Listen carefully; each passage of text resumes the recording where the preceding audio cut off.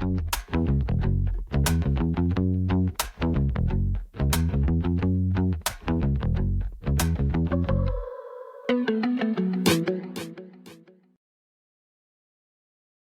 to this week's edition of Mississippi Happenings podcast. My name is David Owes, and joining me each week is my friend and co-host, Jim Newman. Jim, how are you, buddy? If I were any better, I'd be twins. Oh, gosh. Well, did you get all your grandchildren graduated? Well, I got two of them graduated and two left to go. And the bad news is when the present oldest one, the youngest one rather, graduates, I will have 4 graduations in that year. Postdoctorate or post-degree, regular graduation, college graduation, and high school graduation. And I don't know where the money's coming from. Good luck, buddy. I wish you luck on that one.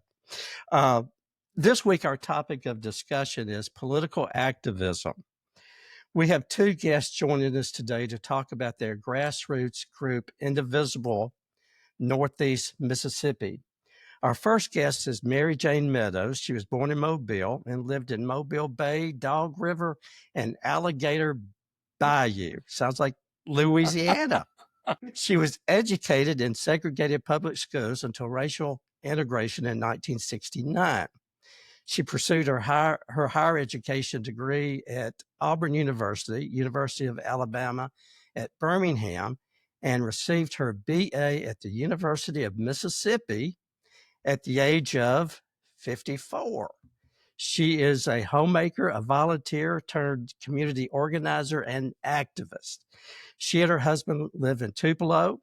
In 2017, she began the all-volunteer grassroots group, Indivisible Northeast Mississippi, which now has a member base of 450 followers,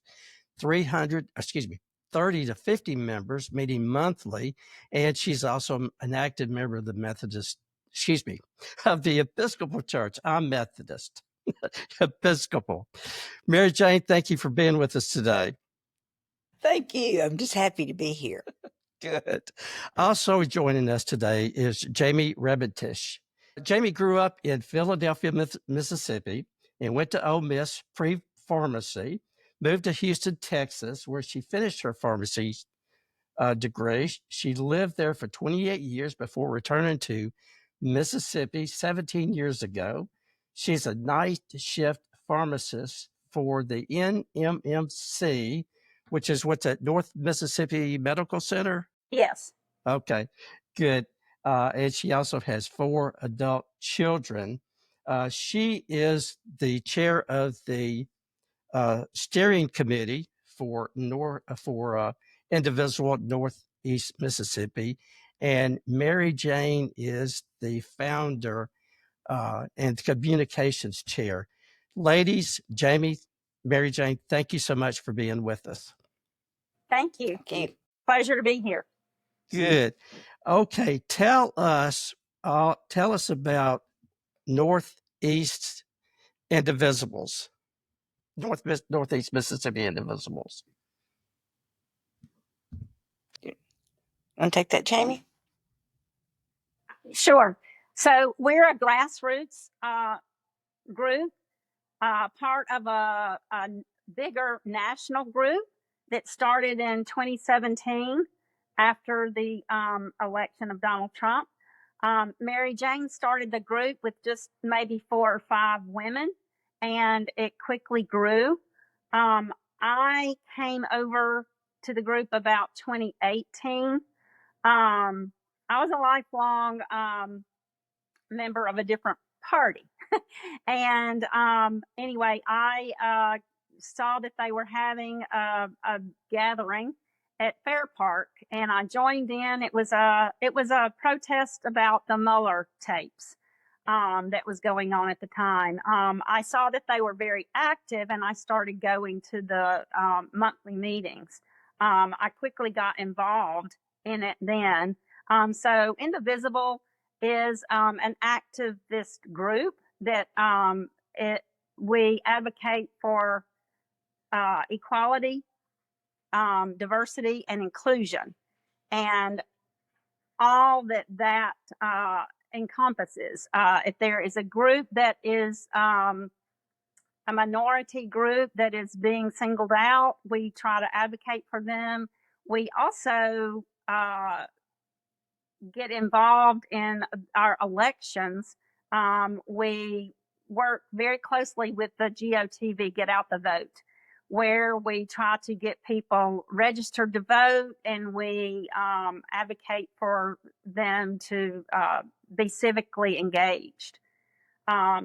We go and try to meet with our U.S. and state representatives and senators.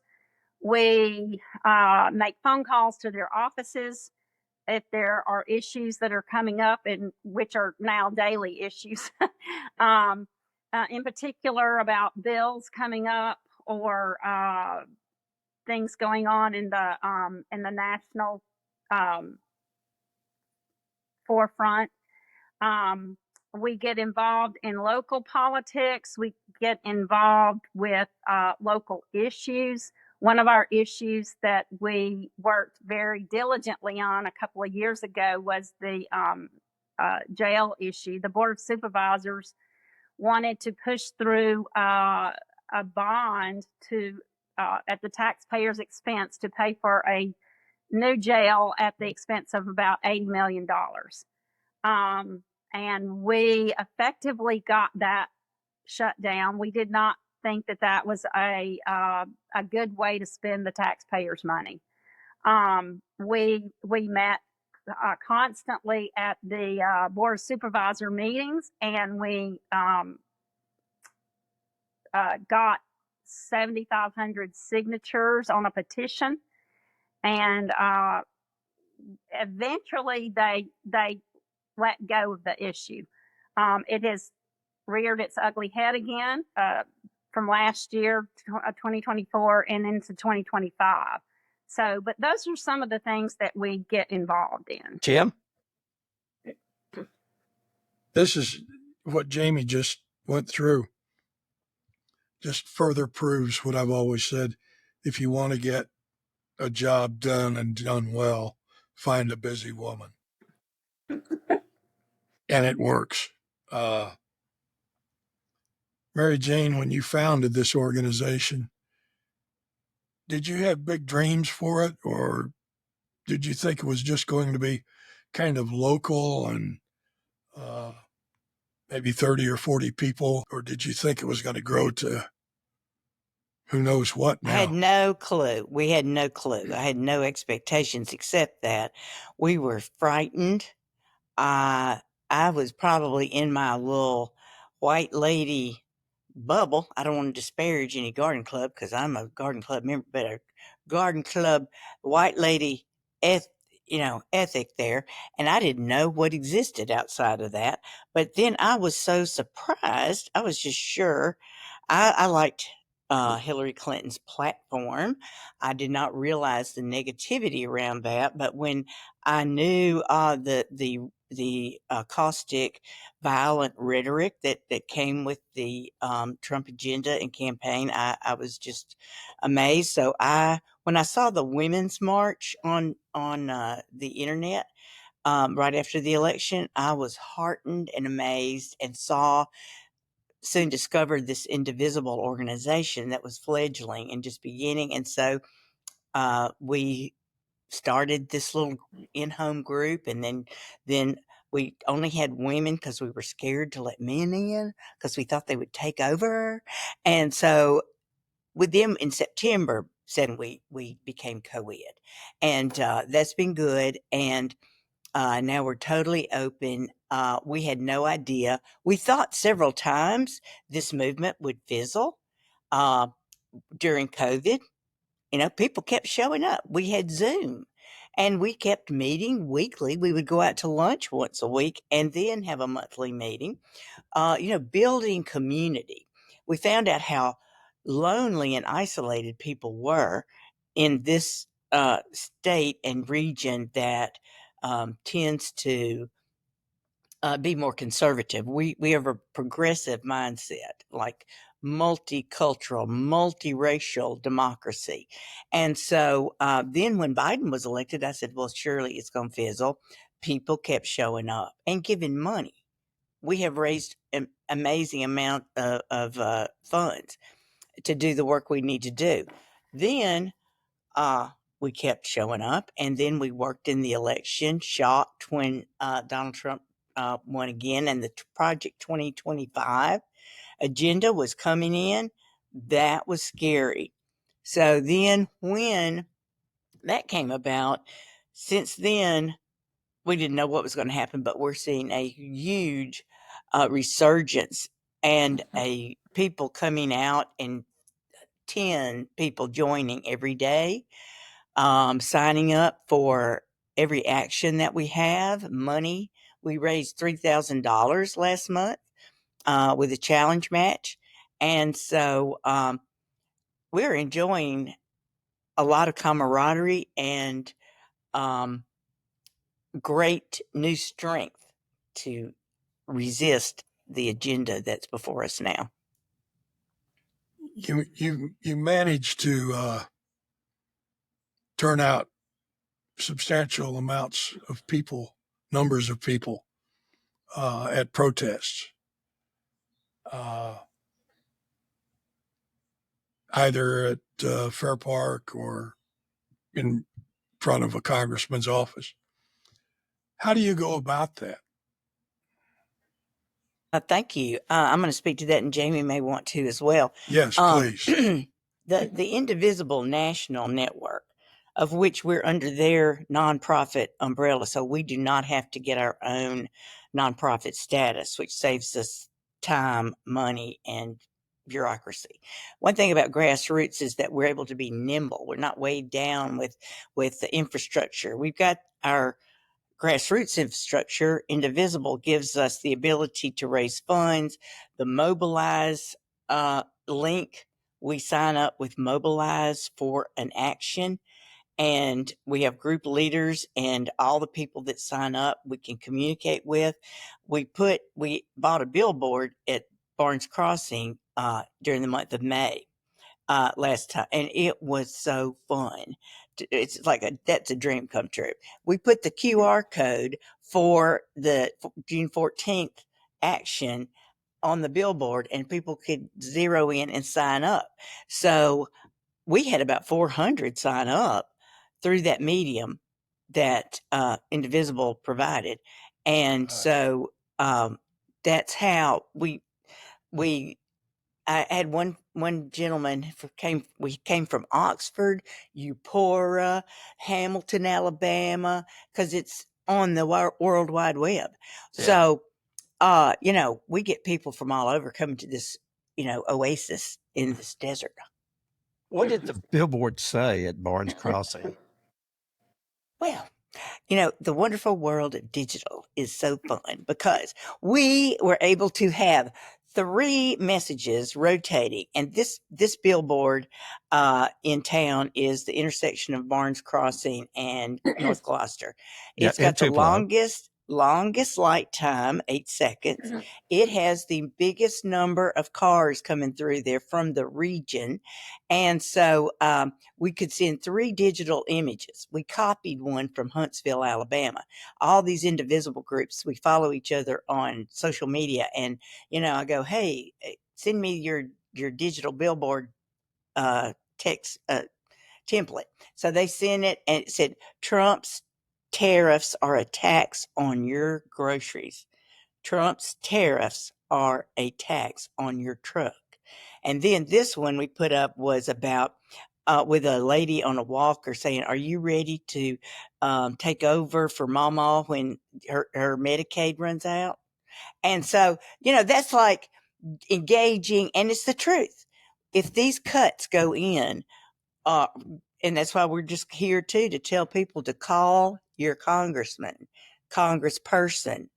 And so we'll tell you more about that later. Anything you want to add, Jamie? No, I was just going to piggyback on what you said because it does get a lot of interest. And then people will come to our meeting to see what it's all about. And then we can engage them. I wasn't really civically engaged until I started going to Indivisible, and I didn't understand the importance of making those phone calls to the congressman's offices. So yeah, I would encourage anybody who's listening to this podcast, if there are issues coming up, if there are bills coming up, find out what those bills are and then make those phone calls, because they actually track those phone calls and let them know. They'll ask your name, your phone number, your zip code that you live in, your address. And they know me. They're like, "Hey, Miss Rebentisch, yes, ma'am, we've got you down." Because I call so often. But anyway, we make sure that they have that, because they make tick marks on what you're calling about. If you're calling about to stop the Medicaid cuts and the SNAP cuts, they'll make a tick mark on that. And enough of those calls. One person making a phone call may not make a difference. But when an aggregate number of people make those phone calls, when 400 or 500 people make those phone calls about that same issue, they have to stop and listen. Thank you. You have a monthly meeting, you say? And I think you've got one. Yes, we do. Our monthly meetings are the second Tuesdays of every month, and they are from 5:30 to 7 o'clock at the Link Center in Tupelo. From like 5:30 to 6, we have a happy hour where we spread out we'll have food and appetizers and drinks and whatever, and kind of commingle with everybody there at the meeting and grab something good to eat and drink. And then we usually get started about 6, and we're usually over by 7:15. And like I said, we talk about local issues, things that are going on nationally, any number of things. They endorse candidates that are running for office. So, David, let's make sure that we, at the end of this, that we mention again the meeting time and date and place. Okay. For anybody that's interested, so that doesn't get away, because they've got some big plans coming up. She had me when she said happy hour. We're a BYOB crowd. David, you ought to come down. You ought to I come will. down. It's worth the I trip. will. Tell me about some of the protests you've had. I'll jump in with that. I've on our banner back here, which is one of our fun things we take to all Yes. the events we go to. Up at the very top there, 2018 was our biggest one yet. March for Our Lives. We networked with the March for Our Lives coalition, and when the Parkland mass shooting occurred, and how many children were shot at school, massacred. And so people came out for that when we were a fledgling group. We had 200 people, beautiful crowd. And, our very first one was in 2017 when the Senate and House were going to try to repeal the American Affordable Care Act. Remember, repeal the ACA, Obamacare, and they wanted to institute Graham Cassidy. Well, that was our first one, and we were scared to death. However, we rose to the occasion, followed the directions that Indivisible gives you for putting on an event. We don't think of this. They teach you how to write a media advisory, how to do a permit with the city, had a plan, an agenda. We had speakers. We have a sound system, music. So we had a march, and everybody, you sign up for our group there to get the newsletter. So that was great. And we have had, for every big incident of gun violence, we meet. And then for whatever issue that is seeking to compromise the rights of injustice for all, we will. Can you think of others, Jamie? We had our biggest was just in April 5th. Yeah, that was the which one was that one? That was, I forget. There's been so many of them. I know. We had hands off. Hands off Social Okay. Security, hands off Medicaid. Right. Yes. That was our biggest. And I think we had like maybe 400 and something people that signed up for that one. I think maybe close to 300 people actually showed up for that. But our biggest one yet, we're hoping, is coming up on June the 14th, when Trump wants to have his military parade in DC. There are currently 450 something events planned all across the United States and Europe. Europe has gotten in on this. And the theme of this one is No King's Day. So we are, Taco Tuesday. Trump always chickens out. So at our next Indivisible meeting on Tuesday, we will have Taco Tuesday. I'm going to supply all the fixings for tacos and taco salad, and we are loving all these memes and how much we get to put that out there. He hates being laughed at, and we're getting a big kick out of this. I think one of the big things that strikes me is that not only are you getting a message out, you're bringing a lot of people together, and you're having a lot of fun doing it. It's difficult when it's... We do have a lot of fun. We've got a lot of people. I've met a lot of people that I wouldn't have ordinarily met through Indivisible. And we get together and have lunch. We get together and go to coffee. We, we have our meetings where we hang out and get together with our people that are at our meetings and talk about things that are going on. And it is fun. It's a lot of fun. If I can interject at some point here, we started out as a group of, and this is the demographic for Indivisible nationally. It's older white women, and the older we're retired and we have time, and now you're not afraid of anything because you can't lose your job, and so speak for yourself, Mary Jane. Oh, girl. Well, you're not retired. Okay. I can't believe that you got to have bravery to come on here if you still have to make a living. Okay. I have nothing to lose. But anyway, we started as this white group. Well, here, I didn't know many gay people. I didn't know any trans people. And we, to get out of my white bubble, we intentionally went to, make friends and establish connections with African American groups here. We joined NAACP. We helped with campaigns they were doing, just what we had learned. We sponsor, we'll be sponsoring the Juneteenth gathering here. We work with the GOTV coalition. So we are now strongly triracial. And so we have 4 Black people, women and men on our steering committee. It is a joy to be in real relationship with people and work toward a common goal. Yeah.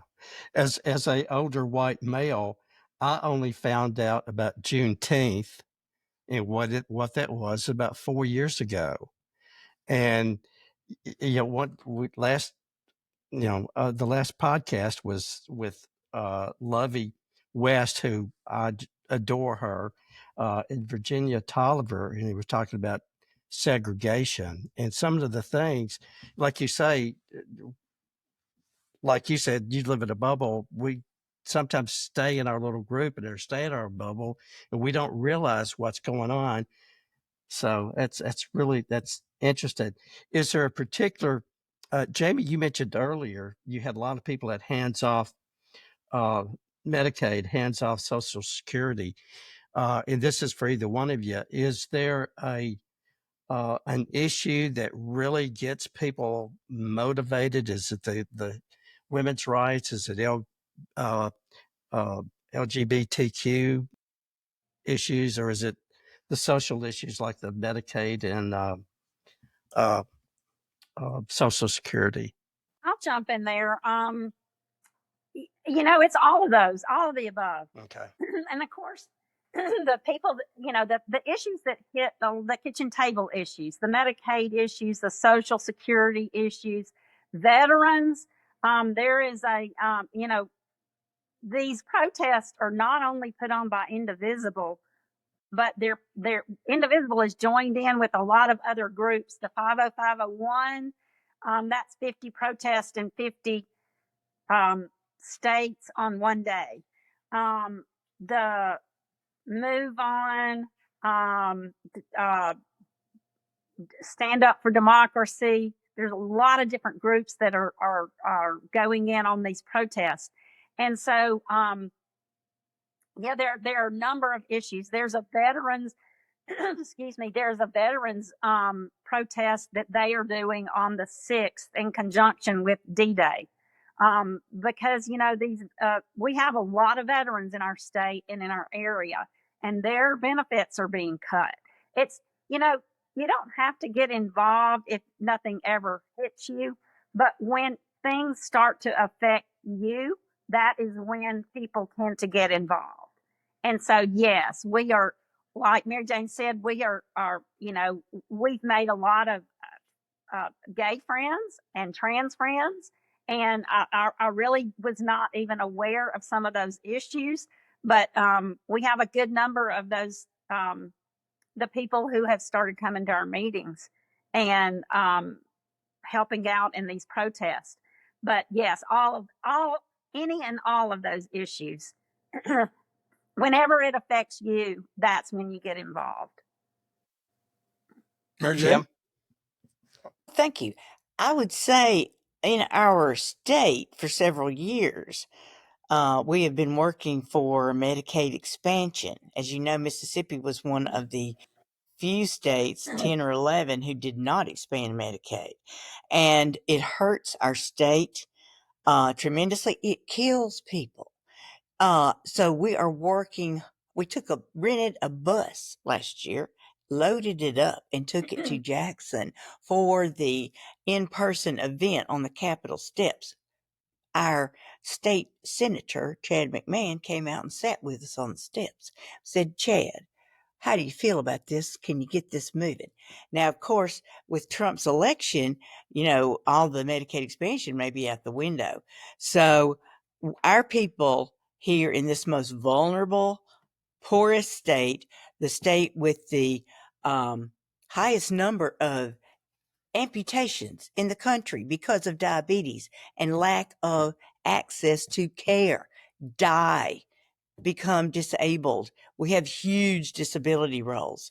So we need to provide more access to health care for everyone. You will not have a good workforce if you do not have health care and education. Do you remember the Wall Street Journal piece that came out back, several months ago? Last year? I know what Remember? you're talking about. It was dissing Mississippi, going, and everybody was taking umbrage. CDF, oh, that's just awful. And I go, well, honey, look at the facts. Jamie is on the front lines in healthcare. She saw people die. She worked herself to death there at her job because we're now at one lower vaccination rates because people are eschewing vaccination. So our uneducated population, or not adequately educated, are seeking to, make things worse. So in order to grow and stop the brain drain, as our governor decries, we are going to have to do some work on the infrastructure. So that's one of our huge issues. Due process for immigrants, undocumented, anybody. Do your homework on due process. It applies to every person, whether you're a felon, thank goodness for our president, whether you're a felon, whether you're a regular citizen, whether you're visiting. Every person on this soil gets due process. So we are partnering with a group now called the Amigos to work for immigration advocacy, and be sure that families who might have people detained, have what they need to take care of their families. One of the things that we try to do with our podcast is educate people. And you mentioned the bus trip to Jackson. Tell us about the other bus trips you've taken, because they are educational. I'll jump in on that one. The bus trip that we recently took back in the fall was to Philadelphia, Mississippi, where I grew up. As you are probably are all aware of, I hope you are, because this is one of the reasons that we took that trip, because the history is not being told correctly. So this was last summer was the 60th anniversary of the Freedom Riders summer. And the Freedom Riders were black and white people who came down from the north to try to get people registered to vote in the southern states. In Philadelphia, Mississippi, there were 3 civil rights workers, 2 from the north and 1 local person who were murdered in June of 1964. And their bodies were finally found in August of 1964. The perpetrators, of course, got off. It was with an all-white jury. Eventually, though, in 2005, the DA at the time in Neshoba County brought that trial back up, and they were able to prosecute the main players, and the big player was Mr. Killen, and he ended up dying in Parchman. So he did pay the price, but anyway, we Indivisible, we wrote a grant, and we got the money paid for that grant. For the bus trip, we took a bus full of, there were 50 of us on that bus. Our good friend Dick Malpas, who I grew up with, he's my siblings, my older siblings' age. Dick and Terry Malpas had us to their place, which is at Four Corners, in the corner of Attala, Leake, Winston, and Neshoba counties. Rolled out the red carpet for us. They had a breakfast for us. Dick told the story of what happened during Freedom Summer, and then we went to the church that was firebombed, a black church that was firebombed prior to these murders happening. And then we went to the actual place that they were murdered. We went to the jail where the men were kept before they were let go and eventually murdered. He rolled out the red carpet for us. He had a fabulously catered lunch where we had the mayor of Philadelphia speak and talk about all of the changes that have happened over the years there. There's still a lot to be done, but there is a coalition there in Philadelphia and Neshoba County, and they really tell in depth the story of Freedom Summer and everything that happened there. So that was that bus trip. We also went to Birmingham to the dedication of the 60th anniversary of the bombing of the 16th Street Church. We did that the year before. So Indivisible is great. Like Mary Jane said, there's money out there, and if we apply for grants, they will usually honor those grants. And we got money. One of our members who's on our steering committee, her nephew owns a bus company, and it's his bus that we were able to take that accommodated another probably 50, 60 people on that trip as well. So. And some of these protests that you guys participate, Um, do you ever feel? Do you ever fear for your safety? Well, let me jump in there real quick on this one, and then I'll hand it over to Mary Jane. So the last protest that she was talking about that had so many people, neither she nor I were able to be there. I was actually at a function at Dick and Terry's place at Four Corners, and I think Mary Jane was out of the state. But anyway, neither one of us were there, and so we uh, got our group together, and we had our African American members were actually the ones that did everything. Now we did a lot of the behind the scenes work before we left, but they were the ones that actually held that protest. And I got a text from a woman who had signed up for a protest on uh, the wee hours of the morning on Saturday morning of the protest, saying that her mother had gotten had found out that there was a militia group that was planning on coming to the protest that were not amicable to us and our side. And so I immediately called Jim's wife, Denisha, was one of the ones that was helping with that protest and the other people that were helping. And I said, okay, you need to let the police know. I never know about these things, if it's real or not real, but we can't take any chances. And the police were right on it. They are very friendly with us. They have, they were there in plain clothes and in police cars. Their presence was known. And there was one lone militia person who came up on his motorcycle, and I think he felt very defeated.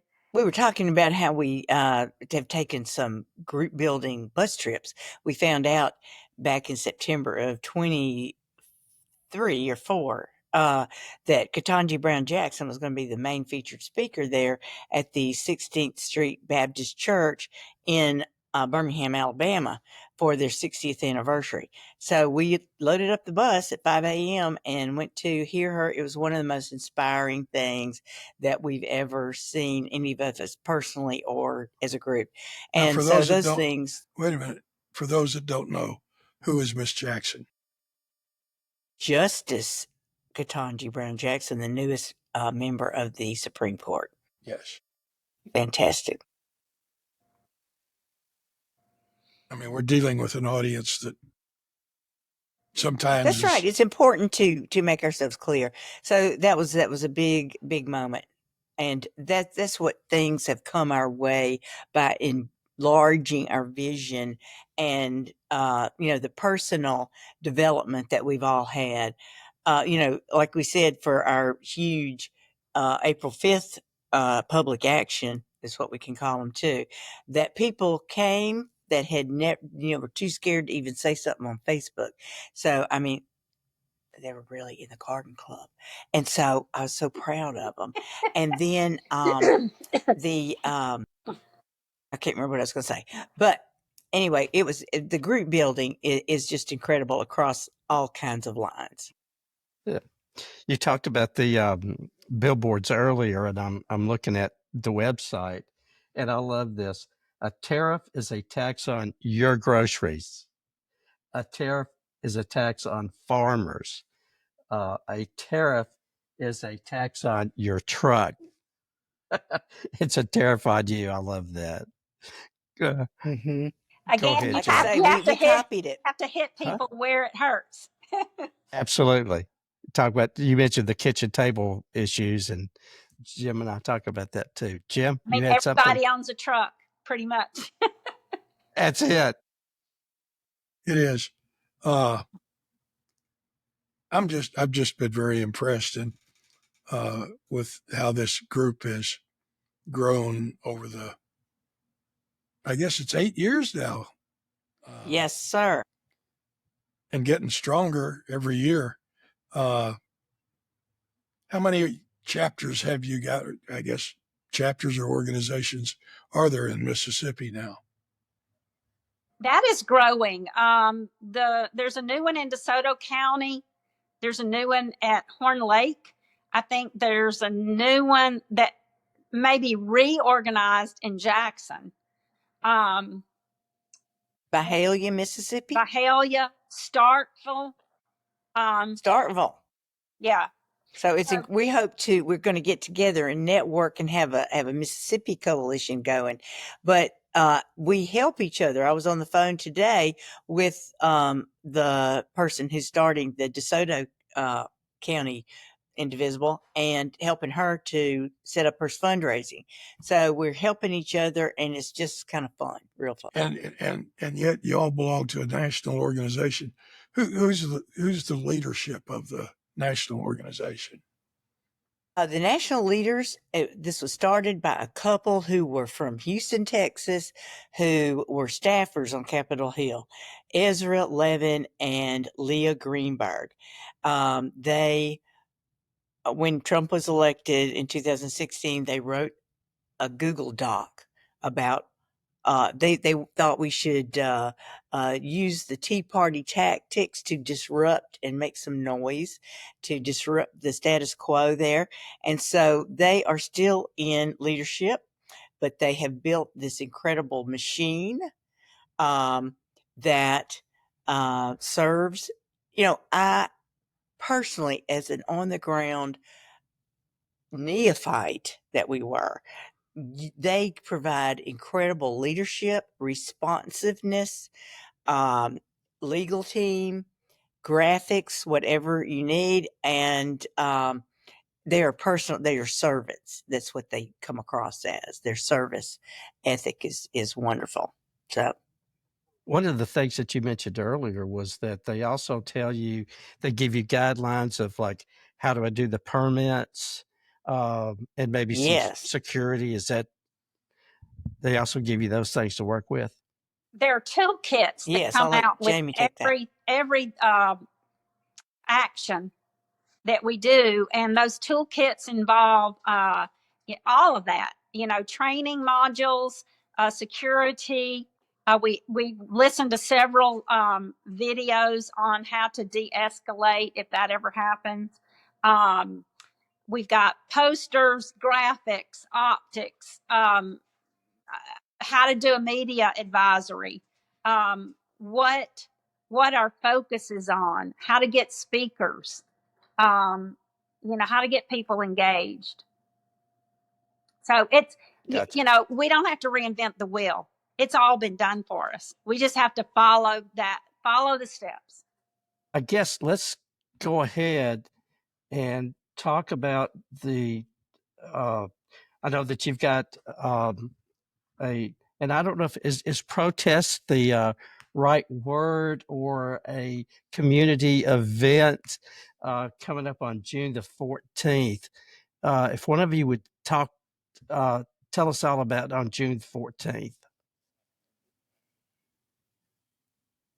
I think that Jamie mentioned it earlier, the national movement, and protest is an okay word, that's good. Yeah. Demonstration, public action. The idea is I do too. And to get a mass of people, bodies count. If you care, don't be yelling at the TV. Get yourself in person here. Show up, because that's what matters now. And this is no kings, that we are a democracy. We the people, not we the billionaires. Elon Musk is gone to the House now because people came out and said, no, Elon, we're in charge, not the billionaires. So the rule of law, due process, which we're seeing break down in the treatment of immigrants here in our nation, so we are here to say no kings. And I'll say no kings. We know Elvis is our king here in Tupelo, but in North Mississippi. But that's all. No kings. We're not going to act like a king with our gold everywhere. It's the people's house. It belongs to us. And we are not going to have any violent insurrections like we had in 2021. Yeah. So anyway, we the people, and that's who matters. So we're there to say we probably going to each have a crown, and we're going to have our Statue of Liberty. We're going to have a chicken soup because our representatives refused to meet with us at this time. We have Yeah. asked them several times. So those kind of nice visuals, optics. So we're looking forward to, we've already got tons of signups that are coming in every day. And we'll have posters and such as that. So everyone is invited and it's And then, welcome. now for your group, you will be in Tupelo. Is that correct?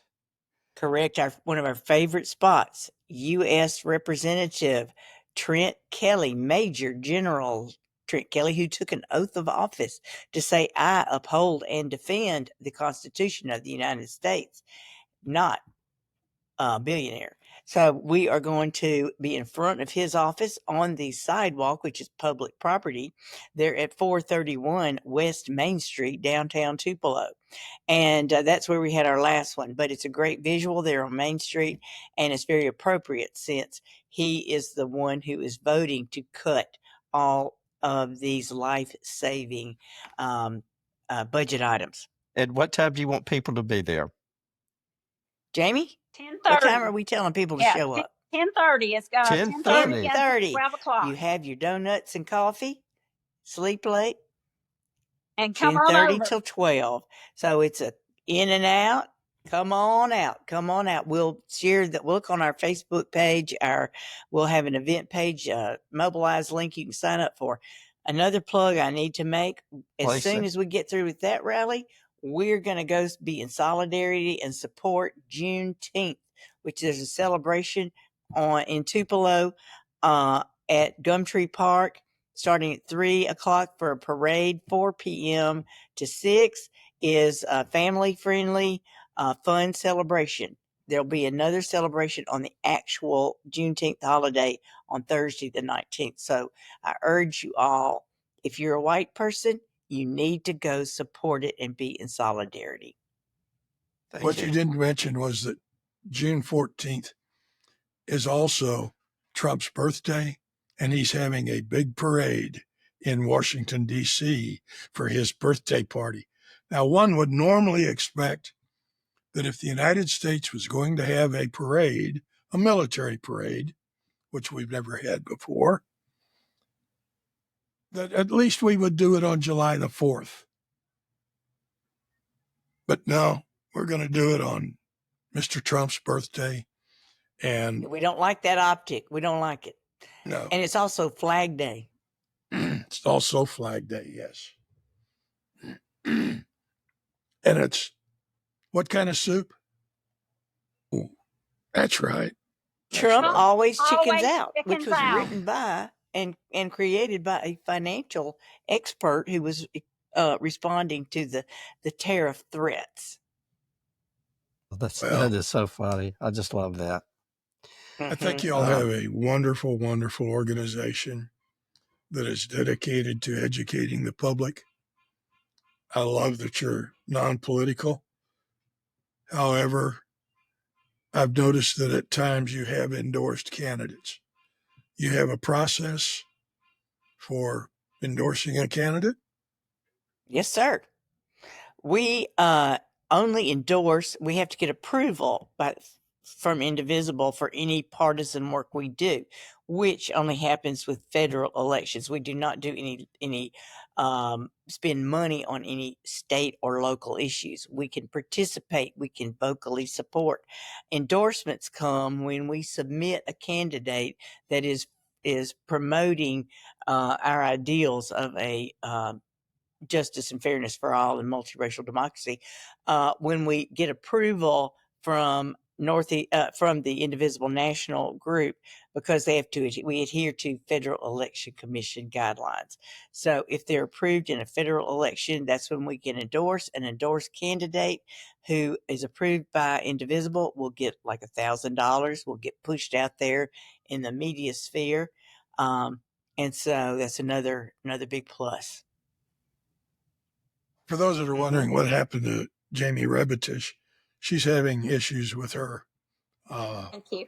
computer or cell phone. So we're working Yeah, on we're that. sad. Yep. And I want to say that, the people over 8 years, I've learned to talk on camera, but there are plenty of people who could get on here and do that too. And leadership has developed, and it would be a shame if it depended on one or two people. So we spread leadership all around and rotate leadership. So that's really important for longevity. Have we missed anything? How can people sign up? Yes. Yes. Well, okay. We do put out a weekly newsletter. I did not know anything at all about it, but I learned MailChimp. We now publish a newsletter every week on Sunday night, telling you the actions for the week ahead. What's going on? It's short and sweet, always with a cartoon and a YouTube video. So there's a sign up link there on Facebook. Our Instagram and Blue Sky accounts, look for Indivisible Northeast Mississippi, and there's a link there. And I usually regularly post a way to sign up for the newsletter, and that makes you a member. And just show up. Show up on June the 10th, 2025, 5:30 p.m. at the Link Center. Come around to the Douglas Street entrance, and there'll be a sign there. Come in that door, and you'll be at the Indivisible meeting for Taco Extravaganza. And if you don't know where the Link Center is, it's 1800 1800 West Main. Thank you. David, come on down on Just trying to Tuesday. think if there's anything we missed or should have asked that we didn't. I got one more thing. Yes. Okay. For people who want to be an activist or kind of want to see what's going on, but you don't quite want to go public and you want to be in the privacy of your own home, check for and look for on your phone or on the internet 5 calls. 5 calls and .com. There's an app you can download that's free. You put in your zip code and it will tell you who your elected representatives are.